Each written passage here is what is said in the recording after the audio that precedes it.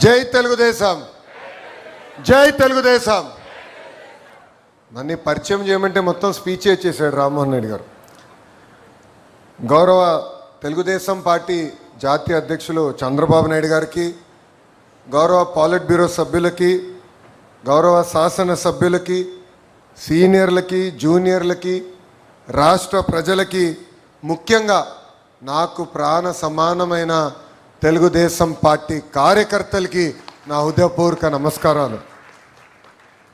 Offline అయినా online అయినా hybrid అయినా మహానాడు ఎప్పుడూ ఒక మాస్ జాతర లాంటిది. పసుపు పండుగనే మన మహానాడు. ప్రతి కార్యకర్త కాళ్ళు ఎగరేసుకుని నాది తెలుగు జాతి, నాది తెలుగుదేశం అని చెప్పుకునే వేదిక మన మహానాడు. నేషన్ ఫస్ట్ అనేది తెలుగుదేశం పార్టీ విధానం. మన దేశం మన బాధ్యత. అందుకే గౌరవ ప్రధానమంత్రి శ్రీ నరేంద్ర మోడీ గారు ఒక పిలిపిస్తే నెల్లూరులో భారీగా మహానాడు ఏర్పాటు చేసుకోవాలన్న ప్లాన్లు మనం క్యాన్సిల్ చేసుకుని ఈరోజు హైబ్రిడ్ విధానం మనం ఏర్పాటు చేసుకుంటాం జరిగింది. హైబ్రిడ్ అనగానే టీమ్ 11 ఎగతాళి చేశారు. ఆ టీమ్ 11కి ఒకటే చెప్తున్నా, ముందు బ్యాటింగ్ చేసే బాధ్యత మా పసుపు సైన్యానిది. విశ్వవిఖ్యాత నడసార్వభౌమ స్వర్గీయ నందమూరి తారక రామారావు గారు దేశానికే ఒక లెజెండ్. తెలుగువారి ఆత్మగౌరవం ఎన్టీఆర్, తెలుగువారి పౌరుషం మన ఎన్టీఆర్.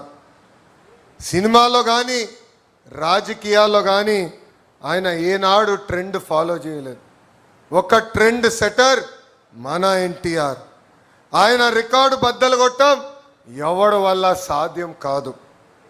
దేశానికే సంక్షేమం పరిచయం చేసిన వ్యక్తి మన ఎన్టీఆర్. సమాజమే దేవాలయం, ప్రజలే మన దేవుళ్ళు అని చెప్పి మనకు ఒక దిశ నిర్దేశం ఇచ్చిన వ్యక్తి మన ఎన్టీఆర్. 2 రూపాయలకే కిలో బియ్యం, పెన్షన్ విధానం, 50 రూపాయలకే హార్స్ పవర్ విద్యుత్, జంత వస్త్రాలు, పక్కా ఇల్లు, ఏకంగా గురుకుల పాఠశాలలు, మధ్యాహ్న భోజనం పథకం, పటేల్ పట్వారీ వ్యవస్థ రద్దు, ఇలా అనేక సంక్షేమ అభివృద్ధి కార్యక్రమాలు చేసిన వ్యక్తి మన అన్న ఎన్టీఆర్. స్త్రీ శక్తిని ముందుగా గుర్తించిన వ్యక్తి మన ఎన్టీఆర్. మహిళలకి ఆస్తుల సమాన హక్కు కల్పించారు. మహిళలకు పెద్ద ఎత్తున చదువుకోవాలని భారతదేశంలోనే తొలి మహిళా విశ్వవిద్యాలయం కూడా ఏర్పాటు చేసిన వ్యక్తి మన ఎన్టీఆర్. ఇంకా మహిళలు కూడా రాజకీయాలకు ప్రోత్సహించి రిజర్వేషన్ కూడా ఇచ్చిన వ్యక్తి మన ఎన్టీఆర్. ప్రపంచంలో ఎక్కడికి వెళ్ళినా 3 అక్షరాల పేరు చెప్తే తెలుగు జాతి ఆనందపడుతుంది, తెలుగు జాతికి గుర్తింపు వచ్చింది. ఆ 3 అక్షరాలు ఏంటి? సిబిఎన్. ఆ 3 అక్షరాలు ఏంటి? గట్టిగా చెప్పాలి, సిబిఎన్. ఎందుకు చెప్తున్నానంటే చాలామంది కుర్రోలు ఇక్కడ కూర్చున్నాం, వేదికమైన అనేక మంది యంగ్స్టర్స్ ఉన్నారు. పొద్దున్న లేచి దగ్గర నుంచి ఆయనతో పోటీ పడాలని ఒక తాపత్రయం మనలో ఉంది. కానీ ఒక విషయం మర్చిపోతున్నాం, 25 సంవత్సరాల కుర్రోలు 3 ఉన్నారు ఆయన లోపల. ఇప్పటికీ ఆ స్పీడు మేము అందుకోలేకపోతున్నాం. ఇప్పటికీ ఆయన స్పీడు జెట్ స్పీడ్. గతంలో కియా తీసుకొస్తే ఇప్పుడు ఫైటర్ జెట్స్ తీసుకొచ్చిన వ్యక్తి. అప్పుడు ఐటీ అంటే ఇప్పుడు ఏఐ, అప్పుడు హైటెక్ సిటీ అంటే ఇప్పుడు క్వాంటమ్ వ్యాలీ, అప్పుడు సైబరాబాద్ అంటే ఇప్పుడు అమరావతి రూపశిల్పి మన నాయకుడు సిబిఎన్. భవిష్యత్తును ఎప్పుడు ముందుగా చూసే విజనరీ మన నాయకుడు సిబిఎన్. స్త్రీ శక్తిని మహాశక్తిగా గుర్తించిన వ్యక్తి మన సిబిఎన్. మహిళలకు విద్యా ఉపాధి అవకాశాల్లో 33% రిజర్వేషన్ అందించిన వ్యక్తి మన సిబిఎన్. డ్వాక్రా సంఘాల ద్వారా మహిళలకి ఆర్థిక స్వాతంత్రం కూడా కల్పించిన వ్యక్తి మన సిబిఎన్. తన తల్లి పడిన కష్టాలు గుర్తించి మహిళలు కష్టపడకూడదని, కష్టాలు పడకూడదని దీపం పథకం ద్వారా ఉచితంగా గ్యాస్ కనెక్షన్ కూడా అందించిన వ్యక్తి మన సిబిఎన్. మహిళల్ని బస్ కండక్టర్లుగా, బస్సు డ్రైవర్లుగా కూడా నియమించిన వ్యక్తి మన సిబిఎన్. దేశంలోనే తొలి స్పీకర్గా ప్రతిమా భారతి గారిని కూడా నియమించిన గొప్ప వ్యక్తి మన సిబిఎన్.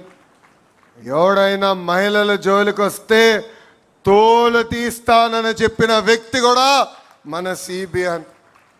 ఈ మధ్యన చూస్తున్నాం మహిళల జోలికి వెళ్తే ఏమవుతుందని. అర్థమైందా రాజా? తెలుగుదేశం పార్టీలో కార్యకర్తలే అధినేత. 2019 నుంచి 24 వరకు అనేక కష్టాలు మన కార్యకర్తలు ఎదుర్కొన్నారు.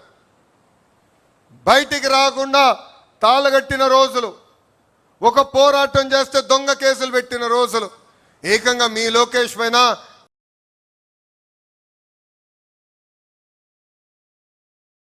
23 కేసులు పెట్టారు. వేదిక మీద నాయకులందరి పైన కేసులు పెట్టారు. కానీ ఆనాడే చెప్పాం, మాట తప్పం మడిమ తిప్పాం, మేము తగ్గేదే లేదని ముందరికి నడిచాం. మనందరం చూసాం, మెడపై కత్తి పెట్టి వాళ్ళ నాయకుడికి జై కొట్టమంటే జై తెలుగుదేశం, జై చంద్రబాబు అని చెప్పి ప్రాణాలు కోల్పోయాడు తోట చంద్ర. ఈరోజు నేను గర్వంగా చెప్తున్నా, తోట చంద్ర కొడుక్కి ప్రభుత్వం ఉద్యోగం ఇచ్చిన ఘనత కూడా మన ఎన్డీఏ ప్రభుత్వాన్ని. నామినేషన్ పత్రాలు లాక్కుని దాడి చేస్తే మీసాలు మిలేసి తొడగొట్టాడు మన అంజిరెడ్డి తాత. అంతేకాదు, ఏకంగా వైకాపా రౌడీల దాడిలో రక్తం కారుతున్న చివరి ఓటు పడే వరకు ఓటింగ్ బూత్లో నిలబడారు మన మంజుల గారు. వైసీపీ గూండాలు ఏకంగా వచ్చి కంటి చూపు పోయే విధంగా పొడిచినా ఎత్తిన పసుపు జెండా దించకుండా నిలబడింది మన చెన్నుపాటి గాంధీ. ఇలాంటి నాయకుల్ని మనందరం స్ఫూర్తిగా తీసుకుని తెలుగుదేశం పార్టీని ముందరికి నడిపించాల్సిన బాధ్యత ఉంది. కేసుల కోసం భయపడం, ఏనాడు వెనక తిరిగి మనం చూడలేదు. వేదికమైన అనేక నాయకుల్ని అరెస్ట్ చేశారు. మన అచ్చన్న గారు కానివ్వండి, కొల్లు రవి గారు కానివ్వండి, ఇట్లా అనేక మందిని అరెస్ట్ చేసి జైలుకు పంపించిన మనం ఎప్పుడూ వెనక్కి తగ్గలేదు. అందుకే వై నాట్ 175 అంటే చివరికి టీమ్ 11 మిగిలే పరిస్థితి ప్రజలే ఇచ్చారు. 2024 ఎన్నికల్లో అందరం కలిసికట్టుగా రికార్డులు బద్దలు కొట్టాం.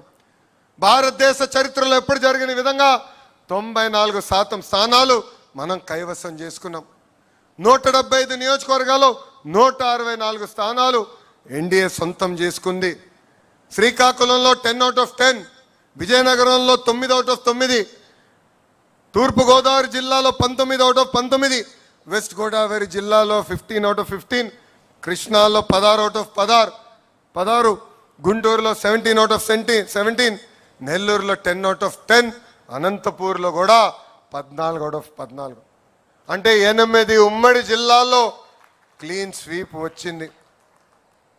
కడప జిల్లాలో కూడా 10 నియోజకవర్గాలకి 7 నియోజకవర్గాలు ఎన్డీఏ కైవసం చేసుకుంది. ప్రజలు ఆశతో మనం గెలిపించారు. వాళ్ళకి అహర్నిశలు కష్టపడాలని వాళ్ళు కోరారు. అందుకే ప్రజాప్రభుత్వం సుపరిపాలన అందిస్తుంది. ఎన్ని ఆర్థిక ఇబ్బందులున్నా ఇచ్చిన హామీలని ఒక పద్ధతి ప్రకారం మనం నిలబెట్టుకుంటాం, ముందరికెళ్తున్నాం. ఒక్క పెన్షన్ తీసుకోండి, భారతదేశంలోనే ఏ రాష్ట్రం ఇవ్వని విధంగా వృద్ధులకి 4,000 రూపాయల పెన్షన్ మన చంద్రబాబు నాయుడు గారు అందిస్తున్నారు. వికలాంగులకి 6,000, బెడ్కి పరిమితం అవుతే 15,000 రూపాయల పెన్షన్ మనం అందిస్తున్నాం. అన్నా క్యాంటీన్లు తిరిగి ప్రారంభించాం. మెగా డిఏసి ద్వారా 16,000 ఉద్యోగాలు మనం అందించాం. మన హోంమంత్రి గారి నాయకత్వంలో 6,000 కానిస్టేబుల్ పోస్టులు కూడా మనం భర్తీ చేస్తాం జరిగింది.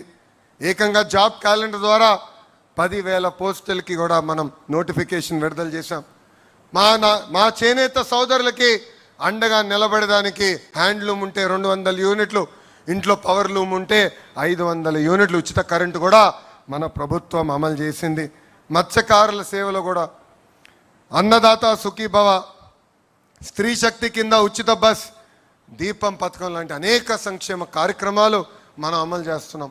అంతేకాదు ఇంట్లో ఎంతమంది పిల్లలుంటే అంతమంది పిల్లలకి తల్లికి వందనం ఇచ్చిన ఏకైక ప్రభుత్వం మన ఎన్డీఏ ప్రభుత్వం.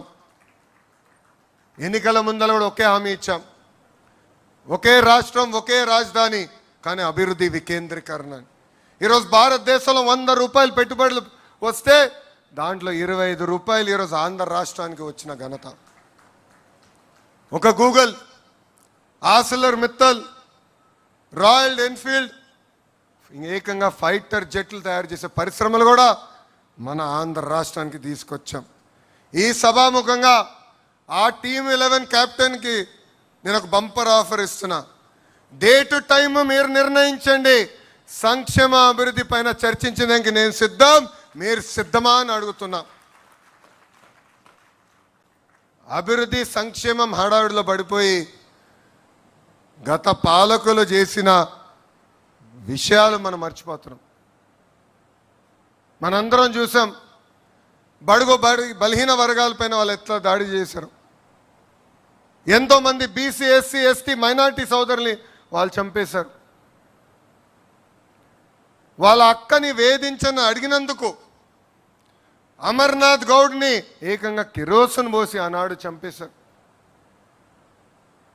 ఇది మనందరం గుర్తుపెట్టుకోవాల్సిన అవసరం ఉంది. ఇంతేకాదు ఒక దళిత డాక్టర్ ఫేస్ మాస్క్ అడిగినందుకు సుధాకర్ గారిని చంపేశారు. వాళ్ళ పార్టీకి చెందిన ఎమ్మెల్సీ ఏకంగా వాళ్ళ దళిత డ్రైవర్ సుబ్రహ్మణ్యం చంపేసి శవాన్ని కూడా డోర్ డెలివరీ చేశారు. నంద్యాలలో అబ్దుల్ సలాం మొత్తం కుటుంబం కలిసికట్టుగా వైకాపా నాయకులు వేధింపులు మేము భరించలేమని కుటుంబం మొత్తం ఆత్మహత్య చేసుకుంది. వైకాపా నాయకుడు కూతురు కన్నా వాళ్ళ కూతురికి ఎక్కువ మార్కులు వస్తుందని మిస్బా తల్లిదండ్రుల్ని వేధించారు. అది తట్టుకోలేక బుక్లో రాసి మరీ ఆ రోజు ఆత్మహత్య చేసుకుంది మిస్బా. ఇవన్నీ మనం గుర్తుపెట్టుకోవాలి. ప్రజల్లోకి తీసుకెళ్లాల్సిన బాధ్యత నాయకులు, కార్యకర్తల పైన ఉంది. ఈ మధ్యన గొడ్డలి పార్టీ అంటే సైకోకి కోపం వచ్చింది. ఆ సైకోకి ఒకటే చెప్తున్నా, మాది గూగుల్, మీది గొడ్డలి, మాది ఫైటర్ జెట్స్, మీది ఫ్యాక్షన్, మాది కియా అవుతే మీది క్యాట్, మీది కిడ్నాప్. బాబు గారు చెప్పినట్లు both are not the same brother. బాబాయిని చంపింది గొడ్డలతోనే కదా సైకో. సొంత తల్లిని చెల్లిని మెడబట్టి బయటికి గెంటేసింది మీరు కాదా? ఇవన్నీ మర్చిపోయారు అనుకుంటున్నారా ప్రజలు?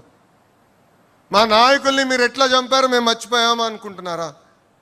అందుకే మీ పార్టీని గొడ్డలి పార్టీ అని ఈరోజు మేము పిలుస్తాం జరిగింది.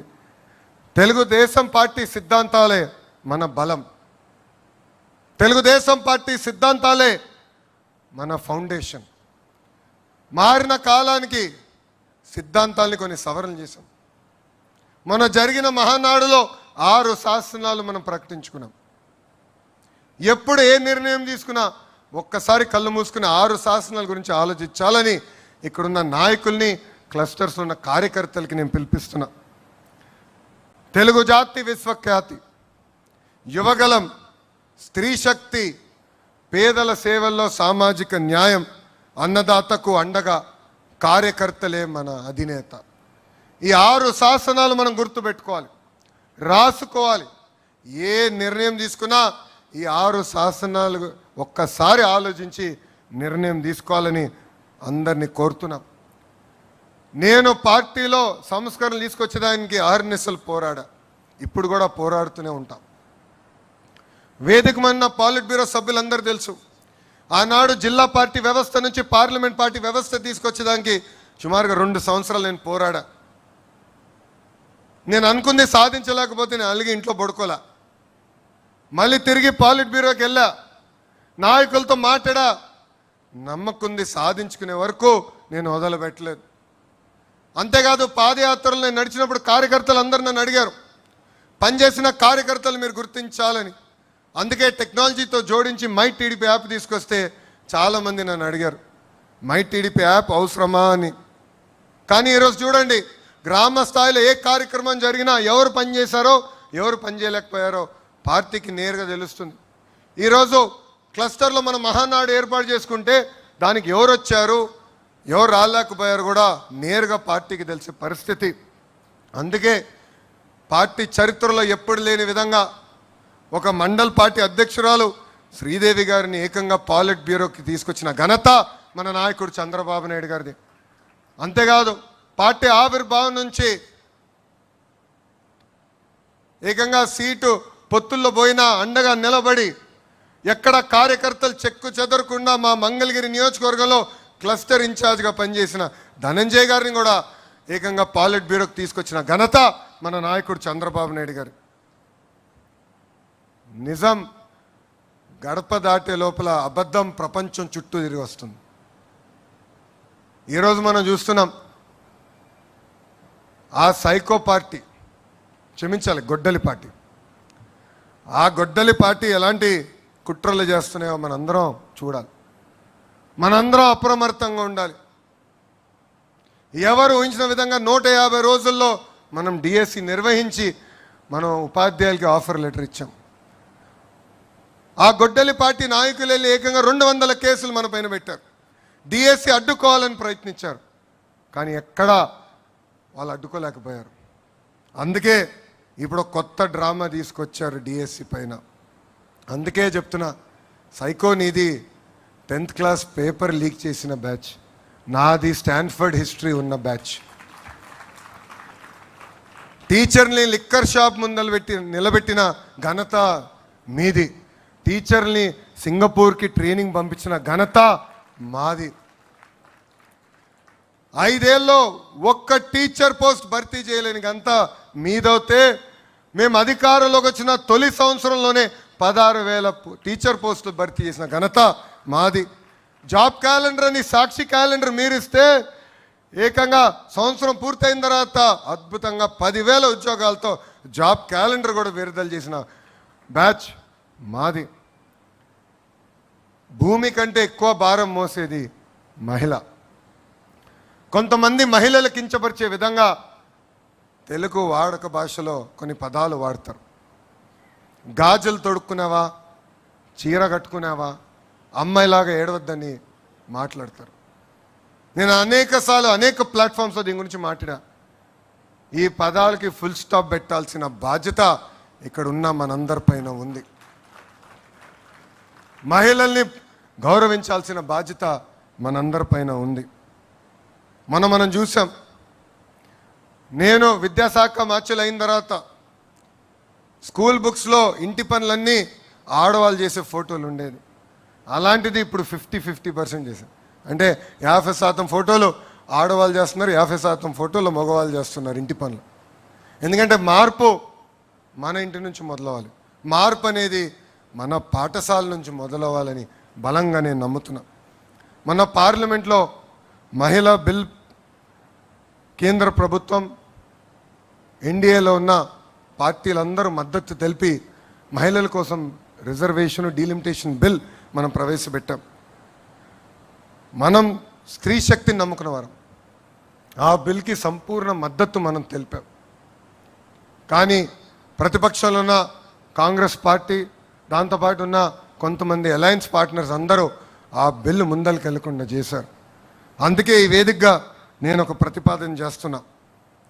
రాబోయే రోజులు పార్లమెంట్లో బిల్ పాస్ అయినా అవ్వకపోయినా తెలుగుదేశం పార్టీ కనీసం 33% స్థానాలు మహిళలకి రిజర్వ్ చేయాలని నేను ఈ సభాముఖంగా తీర్మానం చేస్తున్నా. అంటే కనీసం 33% సీట్లు మహిళలకు అందించాలని. I strongly believe that the next era of Indian politics belongs to women leadership. India took a historic step by bringing the Women's Reservation Bill. Our vision is clear. Women must not remain beneficiaries alone. Women must become decision makers. Unfortunately, in the recent parliament session, opposition parties rejected this bill. Many parties talk about women empowerment during elections and forget about them after elections. But Telugu Desam Party, since our inception, always believed in the power of women. We've always supported their aspirations and dreams. We stood by them and we believe that they have greater role to play in Indian political discourse. Therefore, I propose that we leave from the front. Today, from this sacred Mahanadu stage, I propose that in the 2029 elections, Telugu Desam Party should allocate 33% seats to women, not as a slogan, but as a commitment to the future of India. We want more women lawmakers. We want more women leaders. We want more women policymakers. And future of Telugu Desam Party will be led shoulder to shoulder by our women. This is our resolve. This is our responsibility. This is our commitment. ఇక్కడ చాలామంది మగవాళ్ళందరూ నవ్వుతున్నారు. మొన్న మీ అందరికీ భోజనం పెట్టాను. ఎందుకు పెట్టాను ఇప్పుడు అర్థం ఉంటుంది అందరికీ. మనం ఇక్కడి నుంచి గేరు మార్చాలి. 2 సంవత్సరాల హనీమూన్ పీరియడ్ అయింది. ప్రజల ఆశతో మనందరిని గెలిపించారు. ఒక అద్భుతమైన పరిపాలన అందించాలని మనం గెలిపించారు.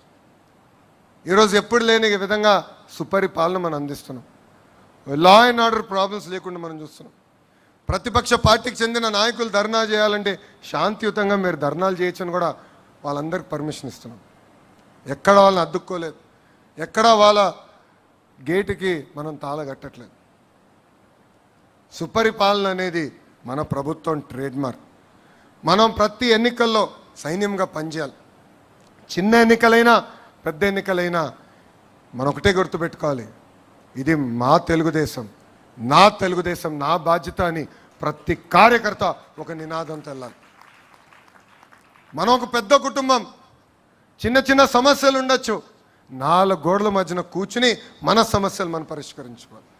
నేను ఇప్పుడే చెప్పా, నమ్ముకున్న సిద్ధాంతం కోసం నేను కూడా పార్టీలో పోరాడా, ఇప్పుడు పోరాడుతూనే ఉన్నా. కానీ ఏనాడు బయటకు వచ్చి మాట్లాడు నిర్ణయం తీసుకున్నది ఒకటే ఉంటుంది నా దగ్గర, జై తెలుగుదేశం, జై చంద్రబాబు అని. ఈ నినాదానికి ప్రతి కార్యకర్త కట్టుబడి ఉండాలని నేను కోరుతున్నా. గౌరవ అధ్యక్షులు ఇప్పుడే చెప్పినట్లు అహంకారం వీడాలి.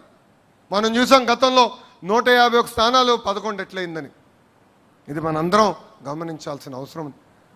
ప్రజల దగ్గరికి వెళ్ళాలి, ప్రజలతో మమ్మక్యం అవ్వాలి, వాళ్ళ సమస్యలు పరిష్కరించే దిశగా మనందరం కష్టపడాలని ఇక్కడ వేదిక మీద పెద్దలకి, వేదిక మీద నాయకులకి, రాష్ట్ర వ్యాప్తంగా ఉన్న కార్యకర్తలందరికీ నేను పిలిపిస్తున్నా. ప్రభుత్వ కొనసాగింపు అనేది చాలా చాలా అవసరం. మనం చూస్తున్నాం, ఒక గుజరాత్, ఒక ఒరిస్సా లాంటి రాష్ట్రాలు ఈరోజు ఏ స్థాయికి వచ్చినాయో అందరూ ఒక్కసారి ఆలోచించాలి. 1983లో తెలుగుదేశం పార్టీని అన్న ఎన్టీఆర్ అధికారంలోకి తీసుకొచ్చారు. ఆయన పార్టీని 1982లో స్థాపించారు. ఈరోజు ఈ మీటింగ్ వచ్చే ముందల చాట్ జీపీటీలో కొట్టా. 1982లో హ్యూమన్ డెవలప్మెంట్ ఇండెక్స్ తలసరి ఆదాయంలో ఆంధ్ర, ఒరిస్సా రాష్ట్రం ఎలా ఉండేదని.